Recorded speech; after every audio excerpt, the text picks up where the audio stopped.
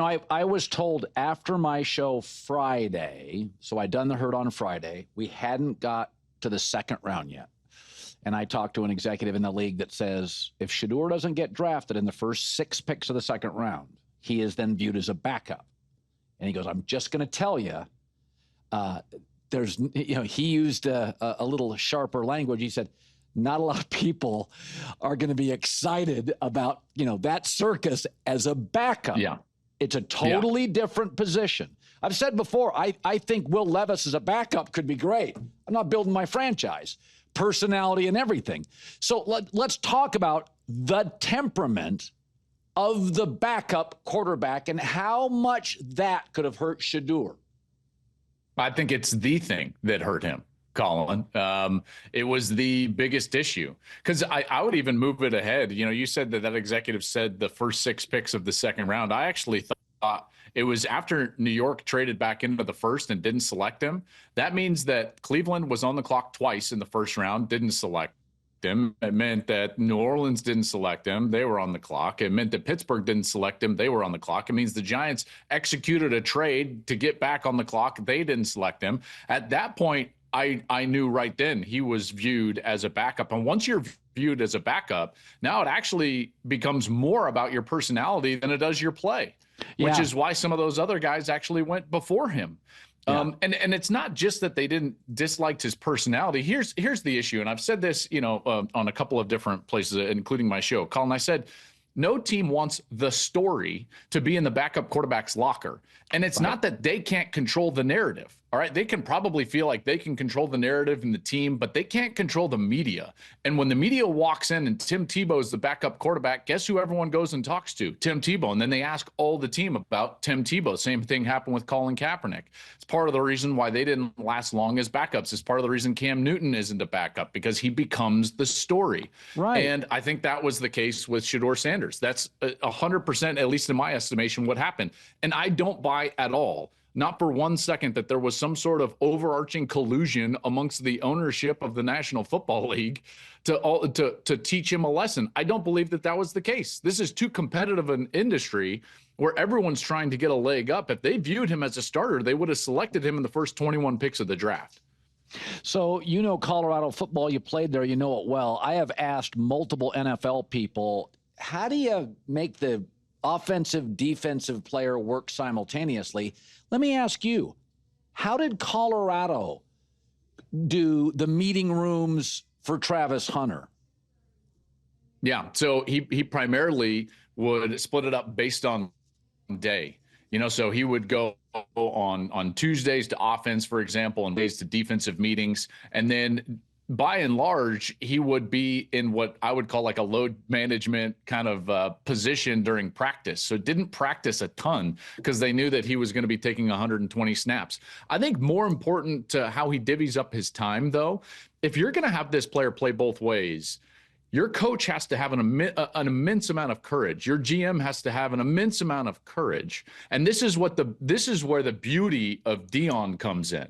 This is why Travis chose Deion in the first place, and as the top-ranked recruit in the country went to Jackson State, is because he knew that when Deion said, yeah, you're going to play both ways, that Deion meant it and that he wouldn't back off of that, because the pressure is immense on head coaches. And Liam Cohen is an offensive guy. So he's going to sit there and be like, well, I need Travis in my meetings and I need him on my side of the ball during practice. And the defensive coordinator is going to pound the table and say the same thing. And what you need is an adult voice in the room that says, no, this is the plan and this is how we're going to do this. The media is going to be asking about, well, isn't he going to get injured? Isn't this too many snaps? So the beauty of what happened at Colorado wasn't their plan and the way that they orchestrated the week, Colin. It was the courage that Deion had, that in the face of all the questions and all the pressure, he sat there and said, no, he's a two-way player and he's going to continue to be a two-way player. So I've said annually, the college football media can drive me crazy when they're trying to convince me that a heart-tugging SMU story deserves to be in it. I'm like, guys, the best players go into the SEC and Big Ten, and the best players come out of the conferences. Look at the college recruiting rankings in recruiting. That's going to tell you who's got the best players on average. Everybody misses on recruits, but if you have 12 5-star guys and you miss on 6, you still have 6 5-star guys. So 26 of 32 first-round players were SEC or Big Ten guys. To me, this is validation of, if you have to put another Big Ten team in the playoff, can we all just acknowledge that's where the best players are? How did you view it? Yeah, I mean, listen, I'm in 100% agreement with you. If you go even past the first round, you look at the first 45 picks, Ohio State had 7 of them. That's 15% of the draft at that point, is Ohio State players, which is why they won the national championship. So I agree with you, which is why, and we're going to get into this as this summer rolls on and we get closer to the season. This is why the proposal from the Big Ten and the SEC in terms of the way that the playoff should be structured moving forward is exactly right. It will grow to 14 teams, and it should be 4 automatic berths for each of those conferences, the Big Ten and the SEC.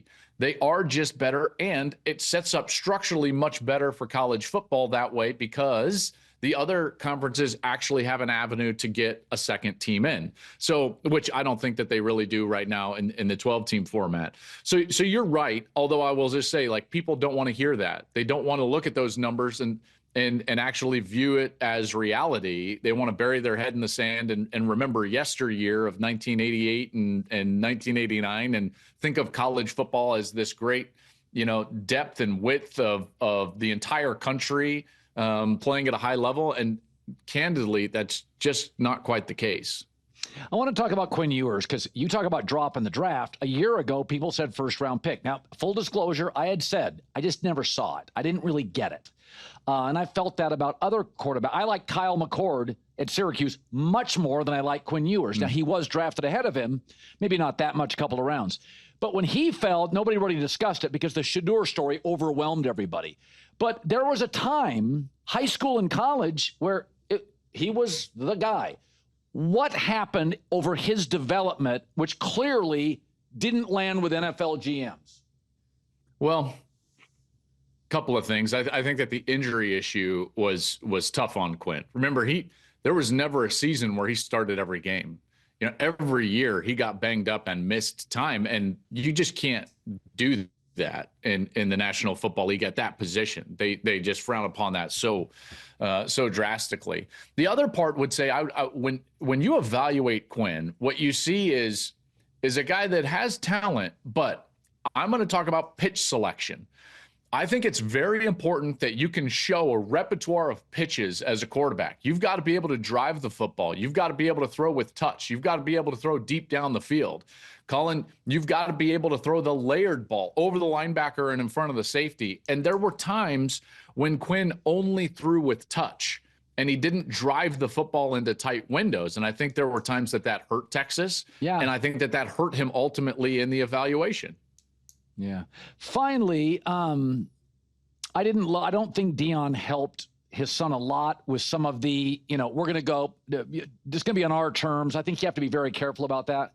I think a John Elway or an Eli Manning dad is different because Peyton was the MVP. Well, of the it was league. also a different league. Let's face it. Like the league's a behemoth now. It wasn't quite the behemoth that it was, even in Eli's case. The NFL wasn't what we know the NFL to be, even in the early 2000s. It is a behemoth now. Look at what it does to the TV networks. I mean, it sells games to television networks and then turns around and sells the exact same games to other networks and doesn't give them a refund. This place is a behemoth. This is a different league, and I think that they overplayed their hand in that regard. Yeah.